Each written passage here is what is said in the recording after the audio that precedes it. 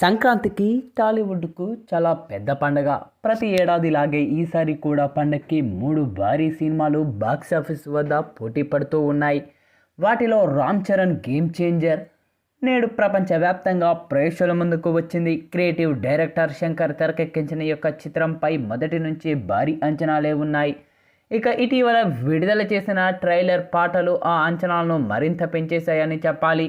దానికి తోడు ప్రమోషన్స్ కూడా గట్టిగా చేయడంతో గేమ్ చేంజర్పై మంచి హైప్ అయితే క్రియేట్ అయింది. భారీ అంచనాల మధ్య వచ్చిన ఈ యొక్క సినిమా ప్రతి ఒక్కరిని మెప్పిస్తూ ఉందనే చెప్పాలి. ఇక మూవీ చూసిన ప్రతి ఒక్కరు కూడా చిత్రబృందంపై ప్రశంసలైతే కురిపిస్తూ ఉన్నారు. ఇక మూవీ విషయానికి వస్తే ఆంధ్రప్రదేశ్ ముఖ్యమంత్రి బొబ్బిలి సత్యమూర్తి ఎన్నికలకు 1 సంవత్సరం ముందు పూర్తిగా మారిపోతాడు. రాష్ట్రంలో ఇకపై అవినీతి జరగొద్దని, నిజాయితీగా పనిచేయాలని మంత్రులకు, ఎమ్మెల్యేలను ఆదేశిస్తాడు. సీఎం నిర్ణయం ఆయన కొడుకు మైనింగ్ మినిస్టర్ బొబ్బిలి మోపిదేవికి నచ్చదు. ముఖ్యమంత్రికి తెలియకుండా అవినీతిని కొనసాగిస్తూ ఉంటాడు. అంతేకాదు తండ్రిని చంపి సీఎం సీటులో కూర్చోవాలని కుట్ర కూడా చేస్తూ ఉంటాడు. ఇక అదే సమయంలో ఉత్తరప్రదేశ్లో ఐఏఎస్గా నిధులు నిర్వహిస్తూ సివిల్ పరీక్ష రాసి మళ్ళీ ఐఏఎస్గా సెలెక్ట్ అయిన రామ్నందన్ విశాఖపట్నంకు కలెక్టర్గా బాధ్యతలు చేపడతాడు. జిల్లాలో అవినీతి దౌర్జన్యాలు మానేయాలని రౌడీలకు, వ్యాపారులకు వార్నింగ్ ఇస్తాడు.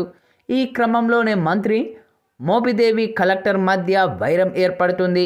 మరోవైపు సీఎం సత్యమూర్తి చివరి కోరిక అంటూ ఓ భారీ ట్విస్ట్ ఇస్తాడు. అదేంటి, అసలు సీఎం సత్యమూర్తిలో మార్పు గల కారణమేంటి? అప్పన్న ఎవరు? పార్వతితో కలిసి ఆయన పోరాటం ఏంటి? కలెక్టర్ రామ్కు అప్పన్నకు ఉన్న సంబంధం ఏంటి? సీఎం సీట్ కోసం మోపిదేవి చేసిన కుట్రలు రామ్ ఎలా అడ్డుకున్నాడు అన్నవి తెలియాలంటే ఈ యొక్క మూవీని వీక్షించాల్సిందే.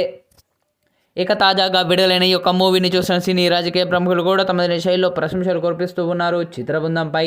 అయితే తాజాగా ఈ యొక్క మూవీని వీక్షించిన ఏపీ మాజీ ముఖ్యమంత్రి వైఎస్ జగన్మోహన్ రెడ్డి తనదైన శైలిలో ప్రశంసలు కురిపించారు చిత్రబృందంపై.